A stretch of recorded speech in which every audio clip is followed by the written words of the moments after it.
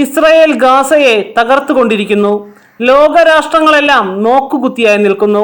ഇസ്രായേലിനെ നിയന്ത്രിക്കാൻ അവർക്കാർക്കും കഴിയുന്നില്ല. കുരുതിക്ക് അമേരിക്കയും കൂട്ടുനിൽക്കുന്നു എന്ന ആക്ഷേപവും ഉയരുന്നുണ്ട്. അറബ് രാജ്യങ്ങളുടെ മധ്യസ്ഥ ശ്രമങ്ങളെല്ലാം പരാജയപ്പെട്ടു. അതിനിടയിലാണ് വിഷയത്തിൽ ചൈനയുടെ ഇടപെടൽ. ഫലസ്തീനികൾക്ക് നീതി നിഷേധിക്കരുതെന്നാണ് ചൈന അന്താരാഷ്ട്ര നീതിന്യായ കോടതിയിൽ ആവശ്യപ്പെട്ടത്. ചൈനീസ് വിദേശകാര്യ മന്ത്രാലയത്തിന്റെ നിയമോപദേഷ്ടാവ് മാ ഷിൻമിൻ ആണ് ഇസ്രായേലിന്റെ പലസ്തീൻ അധിനിവേശം സംബന്ധിച്ച വാദത്തിൽ നിലപാട് അറിയിച്ചിരിക്കുന്നത്. നീതി വളരെ കാലമായി പലസ്തീന് നിഷേധിക്കപ്പെടുന്നു. 57 വർഷമായി ഇസ്രായേലിന്റെ പാലസ്തീൻ അധിനിവേശം തുടരുകയാണ്. നിയമവിരുദ്ധമായ ഇസ്രായേലിന്റെ അധിനിവേശവും ഈ പ്രദേശത്തെ ഇസ്രായേലിന്റെ പരമാധികാരത്തിനും ഇപ്പോഴും മാറ്റം വന്നിട്ടില്ല. അന്താരാഷ്ട്ര നീതിന്യായ കോടതിയിൽ വ്യാഴാഴ്ച നടന്ന ഹിയറിംഗിൽ ചൈന അമേരിക്കയുടെ വാദങ്ങളെ എതിർത്തിരുന്നു. നിബന്ധനകളോ ഉറപ്പുകളോ ഒന്നുമില്ലാതെ ഇസ്രായേൽ പലസ്തീനിൽ നിന്ന് പിൻവാങ്ങരുത് എന്നായിരുന്നു അമേരിക്ക വാദിച്ചത്.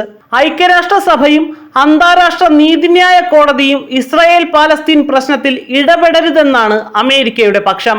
എന്നാൽ പലസ്തീൻ ജനതയുടെ താൽപര്യങ്ങൾ തീർച്ചയായും ഐക്യരാഷ്ട്രസഭയുടെ പരിധിയിൽ വരുന്ന വിഷയം തന്നെയാണെന്ന് ചൈന വ്യക്തമാക്കി.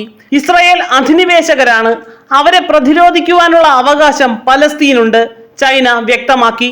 ചൈനയോടൊപ്പം അയർലൻഡും ജപ്പാനും ജോർദാനും വ്യാഴാഴ്ച അന്താരാഷ്ട്ര നീതിന്യായ കോടതിയിൽ നിലപാട് അറിയിച്ചിട്ടുണ്ട്. പലസ്തീൻ അധിനിവേശത്തിലൂടെ അന്താരാഷ്ട്ര മനുഷ്യാവകാശ നിയമങ്ങളുടെ ലംഘനമാണ് ഇസ്രായേൽ നടത്തുന്നതെന്ന് അയർലൻഡ് അറിയിച്ചു. ഇന്ത്യ അടക്കമുള്ള രാജ്യങ്ങൾ പിന്തുണ നൽകുന്ന സ്വതന്ത്ര പലസ്തീൻ എന്ന ആശയം തന്നെയാണ് ജപ്പാനും മുന്നോട്ട് വച്ചത്. പലസ്തീൻ ജനതയുടെ താൽപര്യങ്ങൾ സംരക്ഷിക്കണമെങ്കിൽ രാജ്യം ഇസ്രായേലിന്റെ പിടിയിൽ നിന്ന് മുക്തമാകണമെന്ന് ജോർദാനും വ്യക്തമാക്കി. ഇസ്രായേലിന്റെ കടുത്ത വിമർശകരായ ജോർദാൻ പലസ്തീന് സഹായമെത്തിക്കുന്ന രാജ്യം കൂടിയാണ്. ഇസ്രായേൽ ഹമാസ് യുദ്ധത്തിൽ 50ഓളം രാജ്യങ്ങളുടെ അഭിപ്രായം ആരായുന്ന കോടതി 6 മാസത്തിനുള്ളിൽ തീർപ്പിലെത്തുമെന്നാണ് കരുതപ്പെടുന്നത്. നടപടിയിൽ നിന്ന് വിട്ടുനിന്ന ഇസ്രായേൽ കോടതിയുടെ ഇടപെടൽ യുദ്ധത്തിന്റെ സന്ധിയിൽ പ്രതികൂലമായി ബാധിക്കും എന്നാണ് അഭിപ്രായപ്പെട്ടത്.